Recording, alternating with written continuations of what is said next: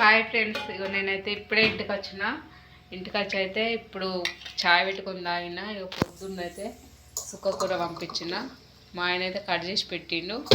ఇప్పుడు కొంచెం పప్పు అయితే నానబెట్టుకున్నా, ఎందుకంటే ఇవాళ ఒక్క పొద్దు కదా, పప్పుచారు ఇట్లా చేసుకునే టైం ఉండదు.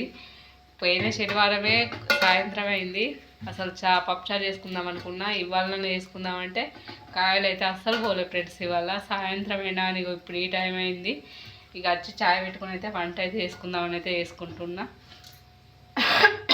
ఆరోగ్యం బాగాలేకనైతే నోరు మంచిగా ఉంటలేదని అయితే ఇప్పుడు సుక్కకూర పుల్ల ఉంటుందని అయితే అంటుకుంటున్నా.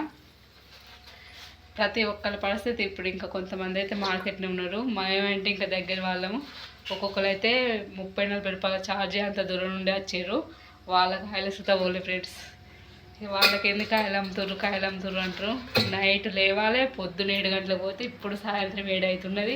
ఇప్పుడు వంట చేసుకోవాలి, తినాలి, మళ్ళీ పండుకొనేసరికి 10 అవుతుంది. మళ్ళీ పొద్దున ఒక కాయలు రేపు అయితే నేను రెస్ట్ తీసుకోవాలనుకుంటున్నాను ఫ్రెండ్స్. ఇవి రేపు కాయలు ఇట్లా కోసింది ఉంటే మళ్ళీ 3ంటికి లేవాలి. 3ంటికి లేచిందంటే మళ్ళీ 6ంటికి పోతే మళ్ళీ సాయంత్రం 6 అవుతున్నది. ఇక అంత కష్టపడ్డా కానీ వాళ్ళకి ఏందని అంటారు చూసే వాళ్ళైతే.